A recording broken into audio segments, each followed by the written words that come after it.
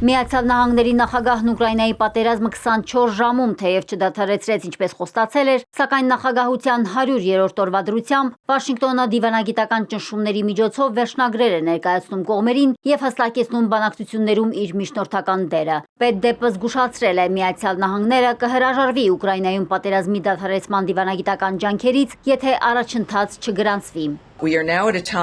Այժմ գտնվում ենք մի փուլում, երբ կողմերը պետք է կոնկրետ առաջարկ ներկայացնեն, թե ինչպես վերջ տալ հակամարտությանը, իսկ թե ինչպես ենք այս կետից շարժվելու նախագահի որոշելիքն է։ Եթե առաջընթաց չլինի, մենք որպես միջնորդ այս գործընթացից դուրս կգանք։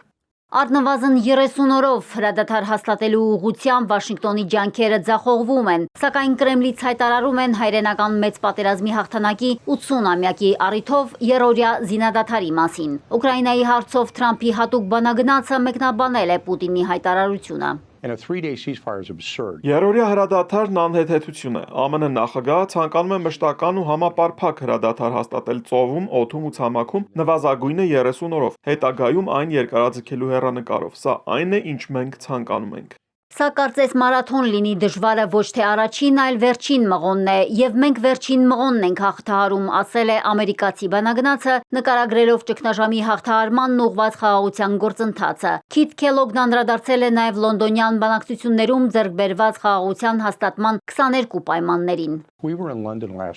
Անցած շաբաթ Լոնդոնում պաշտոնյաները մշակել են 22 կետից բաղկացած պայմանների փաստաթուղթ հստակ գործողություններով ուղղված պատերազմի դադարեցմանը։ Ուկրաինացիներին ոչ բոլոր կետերն են դուր եկել, բայց դա նորմալ է։ Ոչ մեկին դուր չի գալիս բանակցությունների ժամանակ մշակված վերջնական դիրքորոշումը։ Վաշինգտոնը Կիևի հետ կարծես պայմանավորվել է, ըստ Քելոգի, այժմ Մոսկվան պետք է որոշում կայացնի Ուկրաինայի հետ գործարք կնքելու վերաբերյալ։ Այսուհանդերձ Դոնալդ Թրամփը հայտնել է, որ Ռուսաստանի նախագահի հետ ավելի հեշտ է գործ ունենալ, քան Ուկրաինայի ղեկավարի ու պետք է հաշվի առնել, որ Ռուսաստանը շատ մեծ ռազմական ուժ է ի տարբերություն Ուկրաինայի։ Միացյալ Նահանգների նախագահը համոզված է, որ Ռուսաստանի նախագահը նույնպես ցանկանում է դադարեցնել ռազմական գործողությունները, սակայն չի բացառել, որ Պուտինը կարող է խաբել իրեն։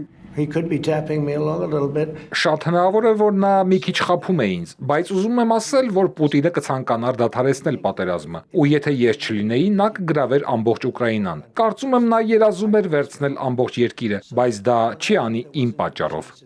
Լրագրողի հարցին, թե այսուհանդերձ վստահում է Պուտինին, Թրամփը երկիմաստ պատասխան է տվել։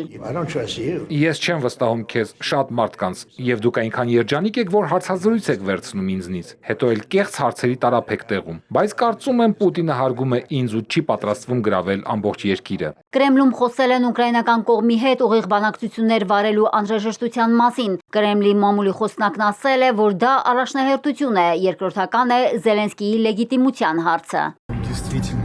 Իրոք կան լեգիտիմության հետ կապված իրավական հարցեր, բայց այս դեպքում խաղաղ կարգավորման գործընթացին հասնելու մեր շահերը վեր են ամեն ինչից։ Առաջնայինը բանակցային գործընթաց սկսելն է։ Ինչ վերաբերում է երրորդյա հրադադարի հայտարարությանը, Պեսկովի ասելով, Պուտինն այս քայլով բարի կամք է դրսևորում։ Մարիկ Օստանյան, Էպիկենտրոն։